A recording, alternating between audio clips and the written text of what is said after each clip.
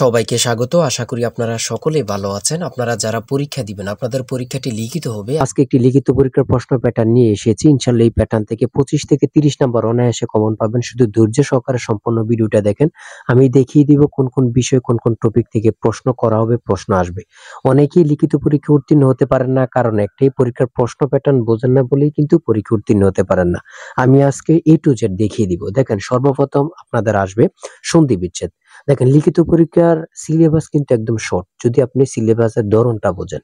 লিখিত পরীক্ষা মানে কি, সন্ধি বিচ্ছেদ, এক কথা প্রকাশ, বেশ বাক্য, তারপরে একটি শর্ট করে ইংরেজিতে প্যারাগ্রাফ থাকবে, তারপরে কিছু ইংরেজি কারেজ স্লিপিং, ট্রান্সলেট, তারপরে গণিত থাকবে, সর্বশেষ সাধারণ জ্ঞান। লিখিত পরীক্ষা মানে এতটুকুই, ঠিক আছে? আপনি যদি প্যাটার্ন বুঝতে পারেন তাহলে পরীক্ষা পাস। আর আপনাদের পরীক্ষার জন্য আমরা একটি চূড়ান্ত স্পেশাল সাজেশন তৈরি করেছি। সাজেশনটি নিতে স্ক্রিনে দেওয়া হোয়াটসঅ্যাপ নাম্বার রয়েছে, ইমো নাম্বার রয়েছে, দুটোর মধ্যে যে কোনো একটি মেসেজ করে সাজেশনটি সংগ্রহ করুন। সাজেশনের মূল্য মাত্র 100 টাকা। আমি বলি অবশ্যই ফোন থেকে আমাদের সাজেশনটি সংগ্রহ করবেন। দেখেন, এই নাম্বার হোয়াটসঅ্যাপ, ইমো আছে, হোয়াটসঅ্যাপ অথবা ইমো, এই দুইটির মধ্যে যে কোনো একটাই মেসেজ করে সাজেশনটি সংগ্রহ করবেন। ইনশাল্লাহ আপনার পরীক্ষায় উত্তীর্ণ হবেন। আমি মূল কথায় চলে যাচ্ছি। এখানে সর্বপ্রথম রয়েছে কি, সন্ধি বিচ্ছেদ। এখানে ফার্স্টটি সন্ধি বিচ্ছেদ থাকবে, ফার্স্টটার জন্য 5 নাম্বার, ঠিক আছে? তারপরে 2 নম্বরে থাকবে এক কথা প্রকাশ, এখানে 5টা থাকবে, 5টার জন্য 5 নাম্বার।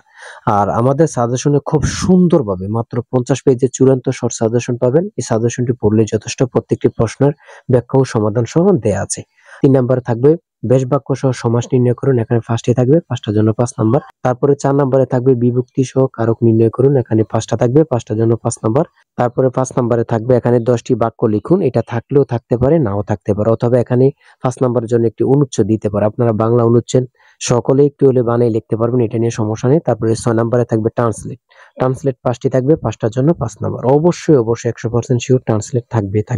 তারপরে 7 নম্বরে থাকবে অ্যান্টোনিম থেকে 5টা থাকবে, 5টার জন্য 5 নাম্বার। তারপরে 8 নম্বরে থাকবে ফিল ইন দ্য গ্যাপস, এখানে 5টা থাকবে, 5টার জন্য 5 নাম্বার আপনাকে দেয়া হবে।